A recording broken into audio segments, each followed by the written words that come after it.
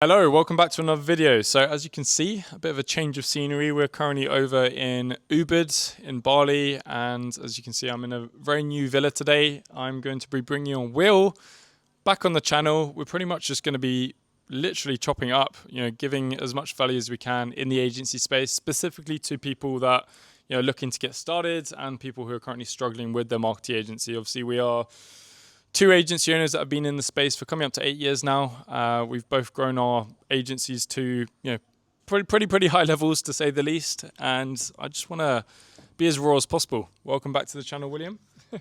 Hello. So, today, do you want to, give yourself an intro to anyone who doesn't kind of know you? And then maybe we can just go from there, really. Yeah, so like Matty said, I'm Will. I'm partner in Booster Agency.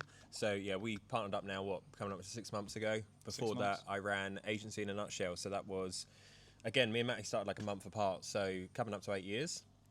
Started out in info products, which is a very hard niche if anyone's looking to get into the agency space. So I wouldn't recommend it as a starter. It was definitely easier back in the day. Then moved into e-commerce. We now do a lot of lead gen as well. So we've worked with pretty much every niche. I'm very much on the service delivery side. That's the bit of the agency I've always loved. Grew my initial agency actually off the back of referrals. Matty's always been much better sales, so we work very differently in that sense, but that's why it works really well as a partnership. And this is exactly why I partnered up with him. Anyone who's able to grow their agency off referrals, they're damn good at service delivery. Anyways, let's walk over there. We're going to move positions just because it's quite hard for me to put up the camera. But as I was saying, Will and I, we obviously started a month apart, but we come from two very different backgrounds. Will's come from a typical, went to university, went into sort of the corporate world, worked in a few different jobs. And obviously you've got me, who was the typical high school dropout. So I just want to kind of chop it up, drop as much knowledge as we can. I'm just going to prompt the camera up, as always, pretty raw. Just kind of provide as much value as we can, really. As you can currently see, we are not in our typical villa. We are over in Ubud, just here for the weekends. Honestly, there's so much going on in our agency at the moment, and this is why obviously we want to provide value to anyone who's looking to get into the agency space, but also to people who are currently struggling. And I don't know if there's anything you want to kind of expand on when it comes to your story and how you got into the agency space. Yeah, well, as like I said, I did marketing at uni. After doing that, went into an agency. Really liked working in that agency, but effectively when I was doing marketing at uni, you just got so much more control. So you effectively get given a brief from a client. Within that brief, you could have complete control over what you want to do in regards to campaign, socials. It's not like that when you get into the actual agency world, and that makes sense. They're not going to just hire someone and put them on a project like that. But of course, I'd gone from having this like complete freedom to what was quite restrictive, and moved very quickly, like with a year in that, and then started my own agency and kind of went all in. So it's been different. Like we're now looking at, obviously lifestyle and stuff is very, very different now. We jump about, we live in lots of cool places. But what I would say is that if this is something that you're kind of aspiring to and things like that, and we were talking about this earlier, you do need to kind of be able to lock in one place. There's a lot of people you see, and we're kind of guilty of it as well, where we will be jumping from place to place, but often that's things like visa runs. We're actually moving in on Monday into a new villa, and our thinking behind that is we've got it for at least 3 months. We've got a nice office there. We're just going to lock in one place and just see, how far we can kind of grow the brand. Because the reality is, if you're jumping from place to place, you're going to want to explore. And I think this is a thing that a lot of people don't touch on. They're like, we can work from anywhere, and it's like, that's great. But the second you kind of open that freedom up, you want to almost restrict it and work from one place. Right, no, it's funny you say that, because obviously people, I guess they see us on social media, he's working from a beach club every day, but it's not the reality. 9 hours, we're pretty much behind a computer, aren't we? 7 days a week. 7 days a week, even Saturday and Sunday. Currently we're out here in a villa for Nyepi, and we're still doing work. So no, it just goes to show, like, we are constantly working 24/7, and honestly that's the reality. Like, if you're looking to get into the marketing agency space, you've got to understand it's not going to be sunbathing every single day by a beach. You're going to be putting the hard work in, and we're at the point with our own agency where even though we maybe kind of stepped out of the management side of it, we're still very much in the day-to-day, checking over ad accounts, making sure that we're actually delivering an A1 service for our clients, because too many marketers go through these copy-paste agency course. I call them copy-paste agency courses because they're pretty much, you get a lot of the guys in the space, they copy, there's a lot of hierarchy, they go through one of the top guy in the agency space, they copy his course, they release a small crash course, and you get all these guys on YouTube and all these 16, 17-year-olds, young 20-year-olds getting into the agency space, just copying the same patterns as everyone else, and they wonder why they don't succeed. But they're being sold the dream, and I think that's the real thing. What we're trying to do is open up that transparency and be like, yes, like we do live in Bali. It's a lot better than when I lived in the UK. It's quite cool, like when we do have some downtime to just be able to kind of live this lifestyle. But the reality is, like I say, we are working 7 days a week. We're very much kind of in the trenches. And we could effectively take our foot off the gas in a lot of those spaces and be quite content, but we're trying to build something much bigger. And I think that's the thing. If you want to get to where you want to be and you want to have this lifestyle and be able to do what you want kind of when you want to do it and be able to work from where you want, you're going to need to work. And it's a lot more than people, when people say things like, you know, start an agency, outsource the work, it's just not the reality. Even if you could do that, let's say you signed a client and you managed to outsource to someone who's really good at Facebook ads, you're completely reliant on them, and they could just turn around to you and say, yeah, we're doing a really good job, and you've got to believe it because you don't know what you're talking about at the end of the day. So it's important to kind of have a foot in the trench, if you like. That's what I'm basically in the ad accounts every day. Just so that you're constantly kind of in the loop. 100%. I remember when I first started, obviously I've been in the agency space 8 years, and back in 2018 it was very much find a contractor, outsource the work, and you can sit back and relax. When nope, that is not the case. When you're in the agency space on a day-to-day, you are going to be it's human to human. You're going to be dealing with business owners. They've got their own problems they're facing on their end, and unfortunately a lot of it is, I look at businesses just literally resolving bottlenecks. You're literally just ironing out creases in someone's business, and that's just life. And at the end of the day, they're paying you, right? So like this is a thing that people don't.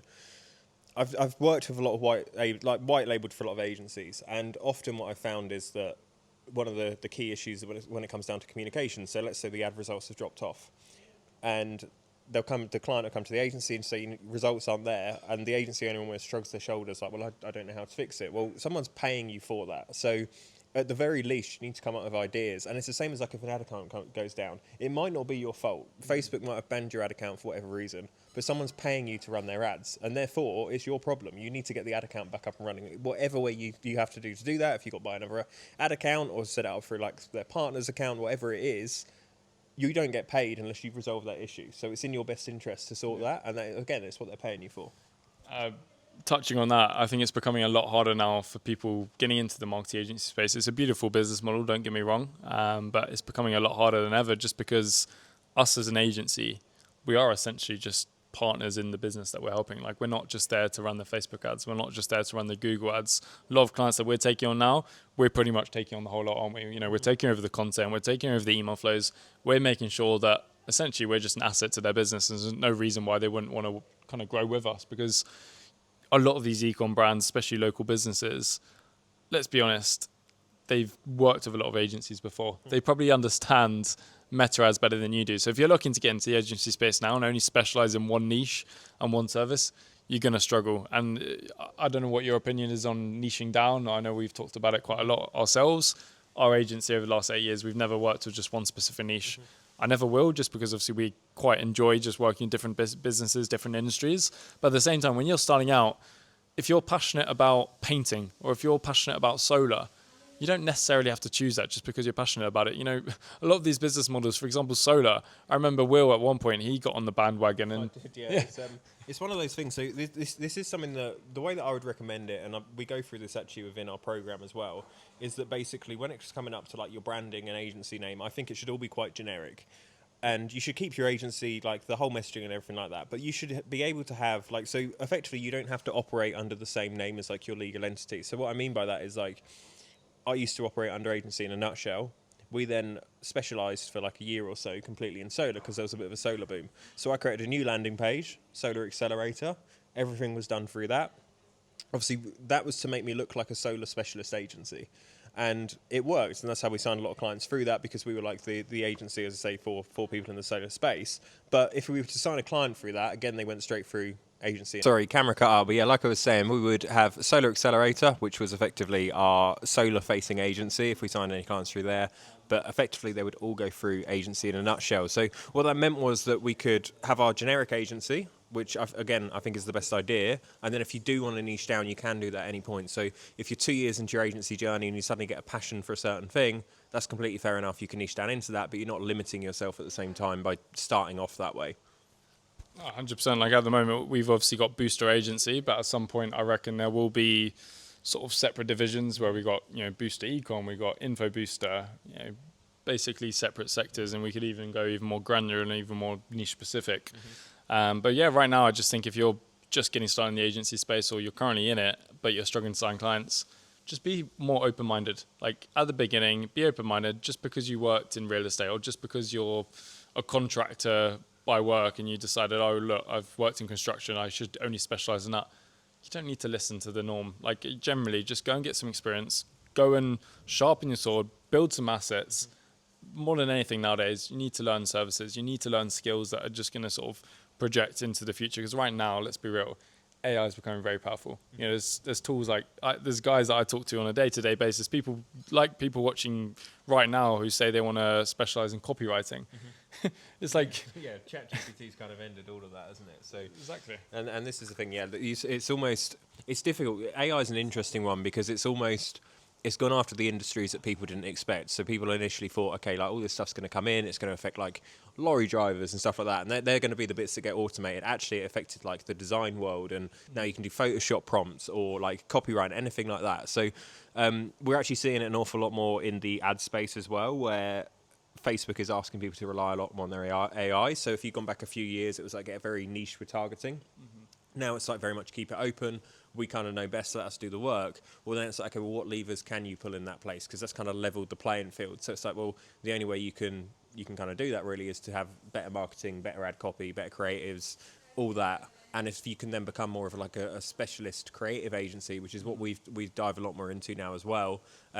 Yeah, you can get kind of around these things. I would say like, yeah, focus when it comes to stuff like that. There's going to be changes like there are with any industry. It's very fast paced, but as long as you're not relying on the factors that you can't control too much, you'll be all right and you'll evolve as it happens as well. Honestly, and that's exactly why Will and I, with obviously releasing Agency Booster, we're going very granular with this and sort of you really understanding marketing as a whole, because it's not enough nowadays. I remember going through all these courses. I've invested well over 5 figures into courses myself over the years, especially when I first started, and they just don't go into enough detail. Yes, they teach you how to run the whole agency model in the sense of like some of these guys are just telling you to go outsource, which I think is the wrong way to go about it at the beginning. Nowadays, you really need to understand marketing. There's some people which you just can't teach it to. Like some people just generally don't have a branding idea. They don't have the branding eye. They're just visually, they're not very good aesthetically. Obviously, this is what we train people inside of Agency Booster. We want to make sure that there's essentially right now, Will and I are just building a monopoly of agencies underneath Booster Agency to the same standard. We want to make sure, obviously, you getting into the agency space, you're providing, even if it's a very small brand or a very small local business, you're providing the same standards that we're delivering to some of our biggest e-com players. Yeah, and these are what we're saying is like these are operating systems that we used throughout the past 8 years. So, for example, it could be things as simple as like you sign a client. What's the first message that you send via an email once you sign the contract? Or what's the first, let's say using Slack, what's the first thing there? But then it comes down to things like quality control. So if you've got a new media bar and you're taking them on, how do you ensure that, they're not making things like spelling mistakes or just stupid mistakes in the ad account? Because at the end of the day, like people, we're all human, right? So if you've got someone managing a client's ads, they probably will make a mistake at some point, and that's going to happen. If it happens twice though, that's kind of your fault because you should have put an SOP in place in the middle to make sure it didn't happen again. So that's what we've got years of being able to do that and kind of creating these SOPs, some of which will sound very like particular and almost like unnecessary, but it's because we've solved a problem within our own agency and that's why it exists. Yeah, I generally believe what Will and I are building at the moment, you can't find anything like it out there on the internet. You get a lot of guys in the space, people like Iman, yes, they became very successful with their agency at one point, but unfortunately, as most of you can probably see, he's not actively running an agency anymore. You get people like Jordan Pladden.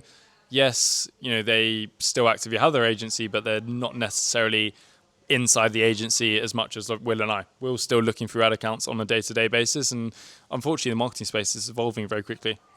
On a month-to-month basis, day-to-day basis, there's so many changes happening, and that's why with Agency Booster, anything that's going on within our own agency at Booster, we're literally just dropping it into Agency Booster. So we just want the best for everyone, and that's why we've kind of released this whole kind of program. I don't really want to call it a course, but at the same time, it's got SOPs, it's got contracts in it, it's got literally anything you need to succeed in the marketing space and to teach you branding. You know, Will's someone who's come from a branding background, but a lot of this is learnt from 8 years of being in the trenches ourselves. And when it comes down to branding, like, because for some people that might sound a bit unnecessary, but the idea is that, like, obviously Matty's very good at the DM outreach side, Instagram side. We see so many, and as you can imagine, we get reached out by people all the time, but some of them, they'll have like an awful profile picture, they'll have a couple of pictures on there which are blurry or, you know, worse. And effectively, if a brand lands on your page, it doesn't matter how good that DM outreach script is, they're just not going to sign with you at all, or not even give you a foot in the door if you don't look professional. So it's about doing that, making sure the website looks legit. Again, a lot of clients might not go to the website, but it's far better off to have it there. So if they go, what is your website? You can go, here it is, and say, oh, I haven't actually got one. It makes you look so unprofessional off the bat. So that's the bit that we want to do, so that any brand, regardless if it's big or small, that comes through does see you as a professional. It's funny how many people get into the agency space now and they're going through some of these outdated courses and they're like, oh, no, I don't need a website. You know, so-and-so said that I can sign clients just from cold calling.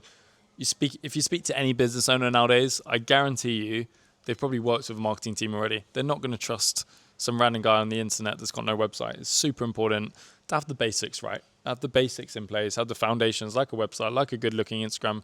I get reached out to all the time on Instagram. It's probably you do now with your big following. But it's just funny how many people reach out with 20 followers and they've got one post and they're promising that they can bring an extra 30k subs to my YouTube, or they're promising to bring an extra 50k in revenue to my business. It's like, mate, come on, you're just taking the absolute piss. Yeah. And it's very clear that they're just like a complete newbie. And also some of the offers that they come ahead with as well. I mean, this is a topic for another video, but it will be like, right, we're going to sign, if you're a home improvement company, we're going to get you 50 new jobs within the first month. It's like they couldn't handle 50 new jobs. They can probably handle 2.